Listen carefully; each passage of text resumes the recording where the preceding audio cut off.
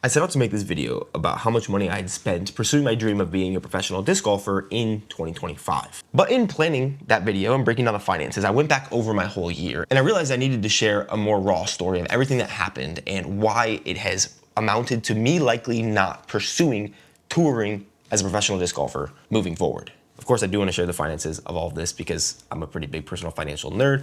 And then I also want to get into what the plan is and how things have actually changed. Because I'm sure you can tell that in posting all these training videos that I've been doing and just by my play and my rating being at an all-time high, I'm still loving competing and trying to get better. It just means that how I approach the game and being a pro has had to change. So I want to walk through the timeline of 2025, actually starting with the expense that I didn't share with you in my how much I lost in 2024 video, which basically would have doubled what I ended up spending on trying to be a pro disc golfer that year. And then as we go through the 2025 year and everything that I had to come to terms with and how that's influenced this year and beyond, I'll share a running total of the finances so that we can see how profitable or not disc golf was for me last year. Not. This comparison isn't going to be completely fair because being a professional disc golf YouTuber is my job. Being a professional disc golfer isn't, and so it meant that I was able to take my family with me to all these events, and that was the priority for me, not just how well can I do at the events, how cheap can I do it. A lot of these expenses include my family, but anything that was specifically them, like them flying to meet me when I drove out to an event, I didn't include, and all of the earnings are only offset by what I earned on the disc golf course. So even though this is framed in how much I lost, it's technically more how much I spent to make videos and content out of all of it while still trying to pursue that dream of being a pro. And as a part of all this, I want to give a big thank you to my sponsors. In 2025, I was sponsored by Infinite Discs, who I'm still sponsored by now. Trash Panda also came on for 2026. So I really appreciate kind of my endorsement style sponsors who do a lot to make this YouTube channel possible. But I also really appreciate the sponsors who come on video to video, like the sponsor of today's video is actually very appropriate. So I want to thank Monarch for sponsoring this video, and then we'll get right into 2024. Because I need to share that secret expense that I just was a little embarrassed about, to be honest with you.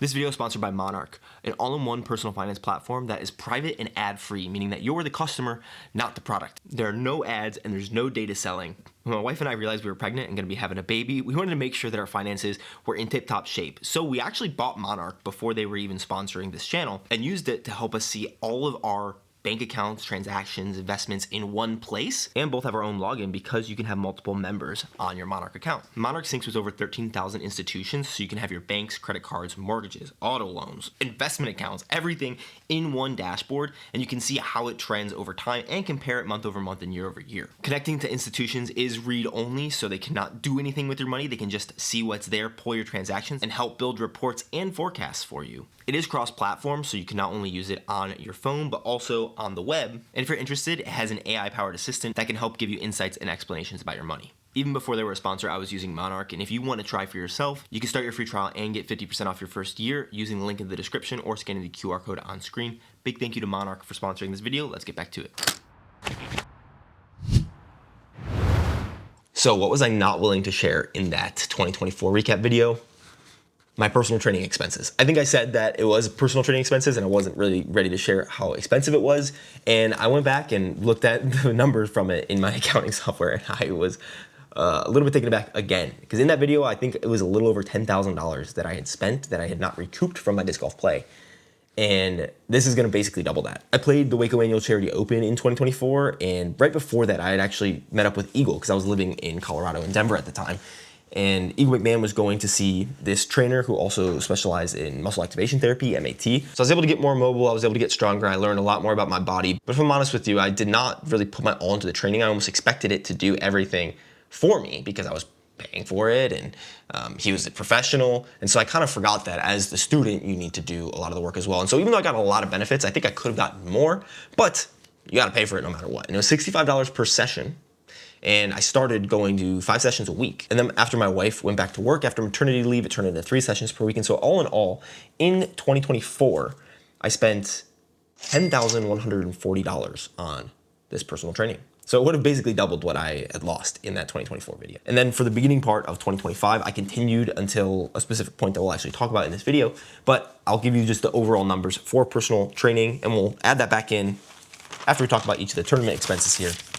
But in 2025, I spent $2,730 on this personal training. Honestly, looking back at the $13,000 that I spent, I have pretty mixed feelings about how big that number is, but I think I was trying my best to do what I thought was best to give myself the best chance at being a pro. It's a lot of bests, but yeah, I still take a lot of what I learned from that's influenced how I have approached training now. I wish I had done a better job about taking it as seriously as I possibly could have, but I also learned a lot about my work ethic and the ways that I failed in that, and so it's all influenced things for good, but it is a lot of money to have spent. That being said, let's get into early 2025.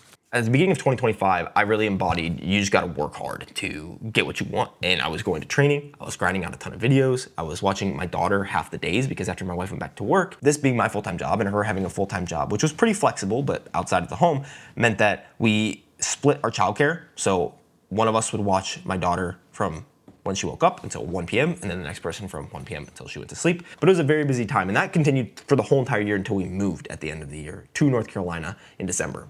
That's just a little bit extra context. But at the beginning of the year, my play I felt like was pretty good. I was 990 rated, and I played 9 events before my first Pro Tour event of the year. I won 3 of them, including a 2-round C tier, which was the last event before my first Pro Tour of the year, and I didn't cash at 2 of them. So all in all, the numbers line up to $223 positive over my tournament entry fees and expenses through those first 9 events of the year before I went on my first Pro Tour event. That final event, I shot 10-11 rated as well, and I was up 223.50, which felt pretty good. Next came the first of 4 big trips for the year, where in that time I actually didn't play anything local, and we'll get to why in this first event, the Kansas City Wide Open. I was really looking forward to this event because leading into it, I just won that tournament. I was feeling better than ever about my training. I drove the 9 or so hours out to Kansas City for this event. My wife and my daughter flew in to meet me. Honestly, I did not know how much being out of my normal environment would make everything kind of catch up with me. And I remember round 1, hole 16, when I was going into it expecting, man, this is where I'm gonna really show myself that all the work that I've been doing has led into me finally being closer to being that pro level and like really performing well. I was a million over par, I don't fully remember, but Aaron Gossage was on my card. And I remember talking to him, walking up that fairway and being like, man, this is round 1. I'm just like kind of happy-go-lucky, but in a way that is not competitive. I'm not like excited to be here. I feel burnt out, and so I'm just like, let's throw these shots and like, I'm just gonna have a good time. It was like, not, I'm gonna compete and have a good time. It was just, I'm so tired, all I can do is have a good time. And I didn't realize how burnt out I had been.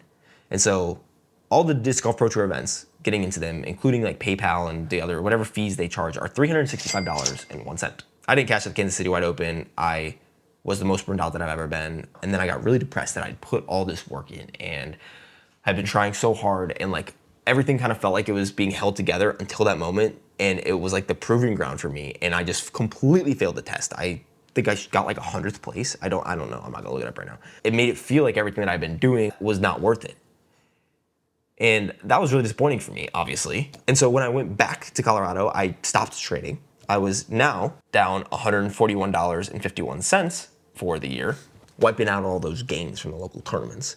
I would play only for videos, maybe a little bit locally, and I got back into fishing, which is actually pretty good for me, just to get back out in nature and like let my brain and body decompress from the last year and a half of really grinding. And that all led into the Pacific Northwest tour, where again, I drove up my car in one day from Denver to Seattle because I was gonna be playing 3 events and actually staying, I think, 4 total weeks. And my wife and daughter flew up. I played the Cascade Challenge, where honestly, because I didn't really believe in myself, I didn't think as hard. And so the Cascade Challenge, I didn't play well, but I got much closer to cashing. I think I finished 53rd or something like that, and that was a full Disc Golf Pro Tour event. Ironically, Aaron Gossage was on my card that final round, where I shot like a 1030 rated round to get myself back up close to the cash. And then I went and played the Kayak Point Open, which is a go-through event, so not on tour, which I actually did cash at. I shot a really solid, I think, under par round at Kayak Point's Gold, which is nice. And then the Northwest Disc Golf Championship was a Disc Golf Pro Tour Plus event in Portland. I did not play great at that event, but I think I averaged around 1,000 for this whole stretch of disc golf. And it was my best stretch of disc golf for the year, and I think part of that was taking a lot of pressure off myself and just enjoying being out there. And we'll get to all the extra costs of this travel after this, but even though I cashed at the Kayak Point Open, I lost $5.77 on that tournament, and then $365.01 down for each of the other events, bringing my grand total to minus $877.30 so far in 2025 after that stretch of disc golf. So much learning, and Even more so, unfortunately, at the Discmania Challenge, because the Creator Cup happened last year, or maybe the Creators Challenge. I don't remember which one to call it, to be honest with you. The one that the DGPT does. It was the first one last year in Des Moines. And a part of me going to play that Creators Challenge was me getting to play the tournament. And it was my worst event of the year. I thought Kansas City Wide Open was bad. Man, I think I had actually gone pretty hard at videos right before this, and then at the events, and then the Creators Challenge was there, and it was not easy, again, being there with my wife and my daughter, but I knew that we wanted to all travel together, and I'm glad that we did the whole entire year. We learned a lot. Did the Creators Challenge, played in the Des Moines Challenge, and I made a bad decision, a really dumb decision, and a lot of people call me out on it in my second video for round 2 of that event, where I was like, I'm gonna do a challenge where I play with like 5 discs or something. And I shot like 950, 960 rated for the event, which especially on tour, it's really bad. It's much easier to shoot in the high 900s than it is at any local event, because you could shoot multiple over par and be there. And I got like 100 something for real this time, I believe. And I was planning on playing some stuff when I got back, and I just canceled all that and just decided I'm just gonna fish, make enough videos that it makes sense, and like raise my daughter. But after that event, I was at this point negative $1,242.31 on the year. The thing is, during all this time, I still had the goal in the back of my mind that it's just a matter of time that I'm gonna focus on being a touring pro again. I'm gonna really try out this goal. It's just on pause right now for this year, because we're gonna move and things are gonna be easier and life's gonna be so simple. And obviously that doesn't happen when you have a kid, especially a toddler now. But I was able to play a lot of courses and refine my joy in just like course collecting, going and playing all the new courses around, filming videos. And during all this time, one of the interesting things that I'll share with you here, because I don't think I put it in my outline anywhere better. I don't think I fully appreciated where I was at during this year. I think you can resonate with this if you're an ambitious person and you have a lot of goals. But sometimes you reach those goals and you don't really realize that you're living in the good times, as they say. Because for much longer than I ever knew disc golf existed, I wanted to be a YouTuber. And at this point, I'm a YouTuber with a family, and I've also always wanted to be a dad. And I am like struggling with the fact that I'm not playing high level disc golf, even though it's like a 3rd or 4th tier goal. It's just a goal that I haven't achieved yet. But it felt like, because being a YouTuber was a little bit more figured out for me. I knew if I posted X amount of videos and they were on good topics, I would get X amount of views, which means that I would still be able to continue doing it because I would make my income that I needed to live. But this big nebulous question of how do I get good enough to become a pro disc golfer, there were so many unanswered threads and questions over here that I like put all my attention towards this, not because it was more important to me or not because I valued it more, but because it was less done.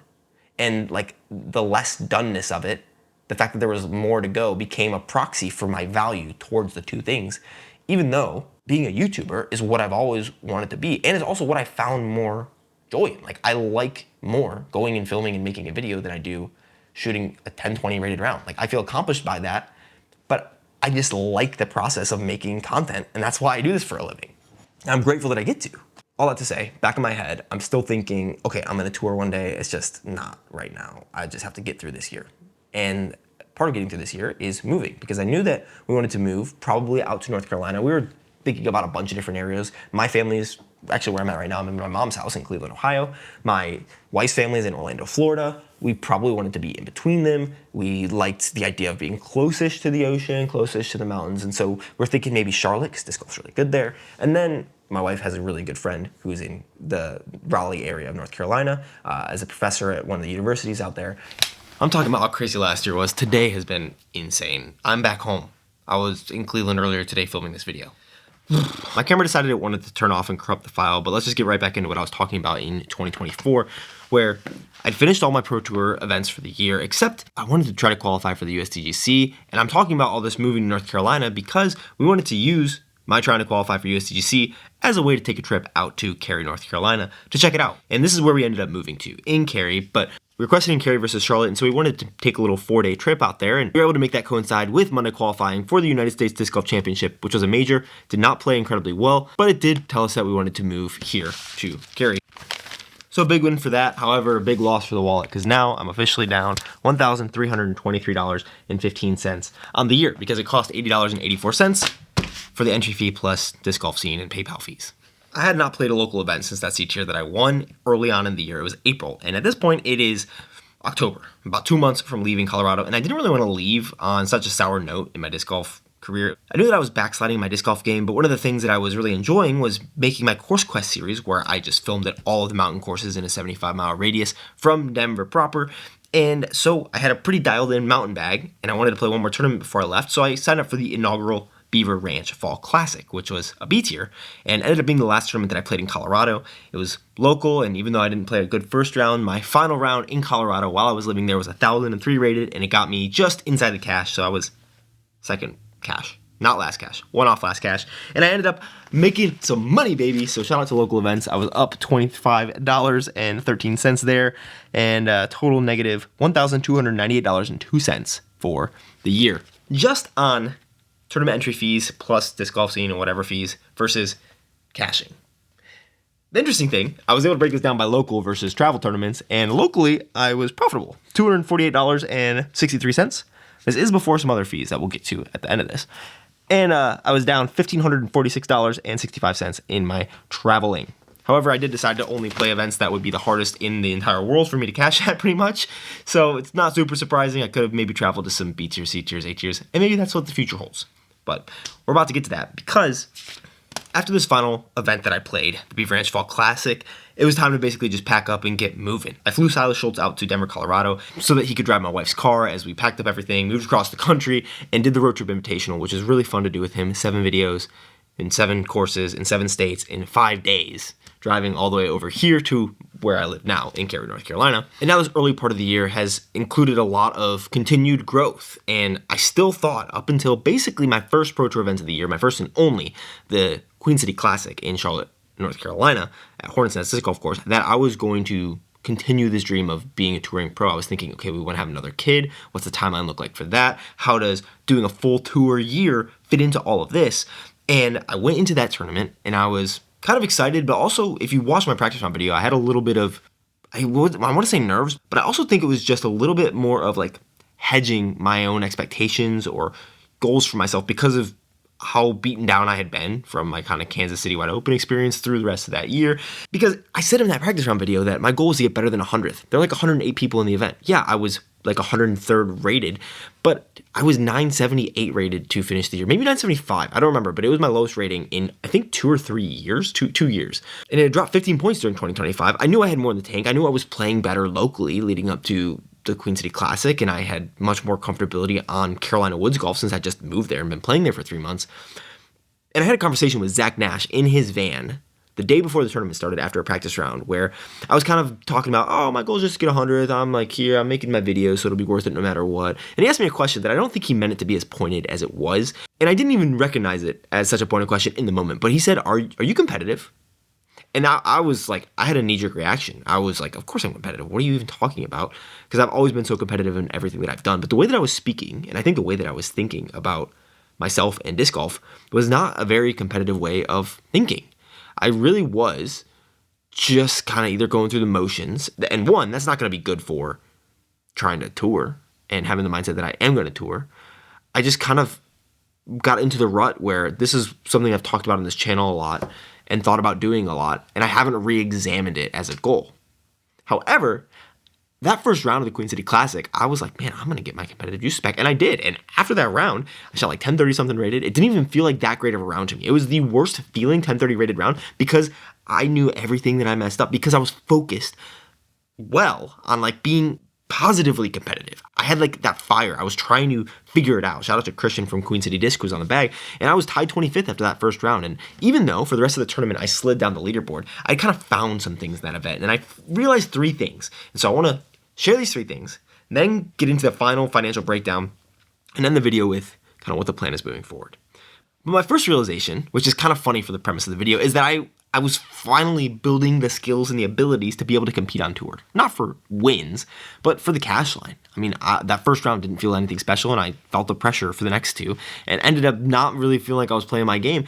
But that was the first time I was out there that I felt like I could see a world in which I belong out on tour, or at least at these events. They're not just for my videos, but also for my play, or at least that it was closer than ever, and I saw the light at the end of the tunnel, that it didn't seem like a far-off dream anymore. It felt like I was on the cusp of feeling like that was possible. The second realization is that I love that competitive fire that I felt, that I have not felt in ages, during that first round. And for the whole tournament, it was harder to keep up for the next couple rounds. But man, I have taken that, and for the rest of the year, since the Queen City Classic, it's been about 3 months, I've felt that, and I've been continuing to harness that and trying to cultivate it. I felt like I was finally able to have a competitive side of myself that wasn't tied to ego. It wasn't tied to like how I valued myself. Like I didn't feel like I was good or bad based on how I played, but I was still able to be competitive. And that's the first time I was able to do that. And then the third realization is the most important. I really miss my family. Travel was exhausting because the beginning of the year had so much more travel beyond this. And on top of all of that, it was really expensive. So I want to get into the final overall expenses. Let's take a quick look. Entry fees versus caching. We went over all of that. I was down $1,298.02 on the year.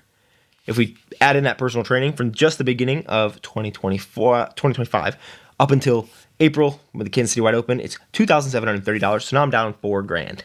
For reference, my whole positive is like $700 caching. Lodging. It doesn't have to be this expensive, but it was important to me that my family was there for as much as they could possibly be, and it was important to my wife, and I'm really glad that I had all that time with my daughter, even though it was hard for us, but it was $6,132.32 total.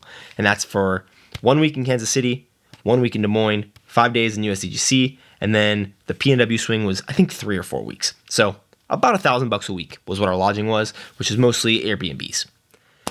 Oh, that's $10,000 total now. So now I'm down $10,000, $10,160.34. Airfare, just the USDGC, because I ended up driving to everything else. And so even though my wife and daughter flew out to all those events, and so those expenses could be included, we're basically just looking at what it was for me. And I only flew out to the USDGC, but that was $1,029 because that also included the rental car. And so those were the fees for basically just the USDGC. All of this doesn't include any mileage, but we'll get to that. So far down $11,190.03. If we add in the mileage, I basically just took straight up round trip mileage to each of these events. I didn't really add much beyond that. And if you run a business or are self-employed, it's important to track your mileage because the mileage deduction is a lot. It's much more, as you'll see, than the estimated gas, at least for most people and most cars and stuff, because it also includes wear and tear and stuff like that. So you get to write off this mileage. So it's not something that is an actual cost, but it's fun to look at what I would write off for whatever if we're doing my taxes. I'm not a tax professional. Talk to a tax pro. Don't take this silly disc golf YouTuber's advice about tax stuff. But mileage, 6,327 miles is what I drove for this last year. If we do that at 70 cents per mile, which is what the IRS allowance was for 2025, it's $4,428.90. So the cost beyond what I ended up earning was $15,618.93. If we just take the estimated gas cost, though, if we assume 20 miles per gallon, which I got a little better than that in my Outback, $3 per gallon, which is probably a little more expensive than that, so they might offset a little, $949.05. Real kind of dollars out of my bank account over what I made was $12,139.08. So quite a lot of money for, I think, 16 total events, 17 total events maybe. Not cashing a lot, but we can break this down even further. Local, entry versus cashing, $248.63. If we take the mileage, it's 960 miles because there were a lot of local events that were an hour away or so, but they're all drives. And so at 70 cents a mile, I lost money. I was down $423.37. If we take what I probably paid for gas, it's probably about $144. So I'm up over $100, baby. Local disc golf is the best. Kind of part of the reason why I'm not traveling as much. It's expensive, and it's also time expensive. And so before we get into my final takeaways and plan, I'm just going to show you this. You can pause this and check it out if you want. I kind of broke down the overall expenses, the P&L, if we take the mileage or the gas for every single event. So this is my caching versus what I spent on everything, including the lodging. For the PNW stuff, for the mileage, I just kind of split it evenly, even though I took the round trip mileage from Denver to Seattle, and that's kind of what I did for all that. So that's where all the expenses are. It's a lot of expenses. And if we don't include at this point the training back into it, real costs are probably only about $9,129.18. So better than $10,000. So better than the year before, and way better than the year before if we include the training in 2024. So I was probably down about $20,000 in 2024. Including training, probably down about 11 and a half in 2025. So I'm down about $33,000. Holy cow, in 2 years. As a semi-pro disc golfer, trying to be a pro in one of the silliest ways possible, which is trying to go to the best events and play against the best people and competing not with the best people because I end up playing really bad and playing at the bottom cards. And not that those aren't great people. I had great times in all those cards, but it's not necessarily the best play when you're always teeing off in the morning and you're playing FPL out there. So that's all the expenses. And to be completely honest with you, my plans moving forward are not incredibly concrete. The most concrete things about them is that I'm not like having any major goals for what my disc golf career is going to look like. I was thinking about reintroducing the goal of like cashing at a pro tour because that's what the goal was initially on this channel after I moved from ME2 to MA1 and then looked at what the state of the pro tour was and was like, maybe I can cash on that. And then I ended up cashing at a silver event, funnily enough, the Kansas City Wide Open in 2023. So 3 years ago. And then I basically stagnated. I flatlined ratings-wise for about 3 years. And this year I feel like I've finally kind of gotten over the plateau and over the hump. And I think it makes sense. I've learned so much. And a part of that is also letting go a little bit of that dream and not forcing the pressure on myself as much anymore. And so I'm not even putting back the goal of like cashing at a pro tour event or getting a tour card or making a tour finale. I talked about all those things before on this channel and all of them were lofty goals and I don't think any of them are bad goals, but there was like one key thing that was missing that I really realized last year through all of this kind of up and down. And it was the question that I was mulling over. I think maybe after Kansas City Wide Open, maybe after the PNW, maybe after all of it, but it was what am I willing to sacrifice? Because I can look at the paper reality of it and be like, man, I know the skills that you need to compete on tour. And I genuinely believe that I can get to a place where I can be consistently cashing on tour. But I'm not willing to sacrifice the things that I would have to in order to make that happen. At least in order to, in my probably flawed understanding, guarantee it to happen. Maybe it's something that can't happen. And maybe in 5 years, I'm playing a couple events and I'm always cashing. Or maybe I do a full tour at one point. But I don't think that'll happen. I don't plan on that happening, but I'm open to it. And that's because I'm not open or closed to anything for my disc golf future. I was going to try to recite this, but this has been such a long day with this drive to Cleveland and me thinking this video was going to be done before I left Cleveland and then the camera corrupting a file. So I'm just going to read the last couple sentences that I wrote down because I want to get them word for word.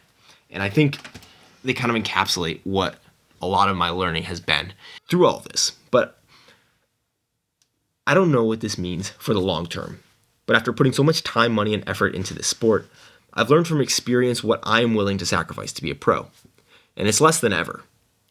That doesn't mean that I don't want it still. It just sits in its proper place among the other goals and priorities and the values of my life and the direction that my life seems to be going. This shouldn't change much for you on the channel. If anything, I am more clear-minded and grounded and excited for what I'm doing in disc golf. I'm still playing local events and A tiers as they fit my schedule. I'm going to try to qualify for the USDGC again, but I'm not trying to force this goal like I have so many times before. I like to feel in control, especially when I have my eyes set on a lofty goal. This is the first time that I don't feel that in a long time. And I feel more free and more excited about the game of disc golf, playing tournaments, and pursuing the fun parts of disc golf that I maybe haven't even let myself in some ways because I'm so focused on being a pro and that identity and what that means, or even like the pressure that I put on myself to do that probably no one else watching this channel even does, but I think they do. And so I put that pressure that I put on myself onto what you guys think about me. It's getting late in the video and it's getting late. And so I'm talking maybe a little bit crazy right now, but I think the big thing that I want to leave you with, and maybe it resonates with you, maybe it doesn't, is the question that I have had to answer for myself. And that is, what are you willing to sacrifice for this? Because I have so many ambitions and priorities and things that I value that I want to hold in a nice harmony, in a balance. I learned through this whole process how important it is to prioritize the ambitions that I have. And then if I need to change the priorities of those, realize what I have to sacrifice to do that. And so when I really look at the facts of things, what I'm willing to sacrifice for professional disc golf is little. It's not a lot. But the beauty of having a channel where professional disc golf is interwoven means I don't actually have to sacrifice all the time in order to still pursue it in some ways. It just means that it'll always sit at the bottom of the priority totem pole, or at least in its rightful place. And that's been something that's hard to come to terms with as someone who has a little bit of like that childhood kick who's like, oh, I could be a pro athlete. And as someone who quite publicly has stated goals about doing things in professional disc golf. And for a while I saw it as embarrassing that I would have to walk it back. And I could see why some people might think it would be embarrassing, but I feel excited that I'm walking it back because I know that I'm doing what's right by my family, by this channel, and by myself. So, thank you for watching. I'll see you soon. This is a bittersweet one for me to make.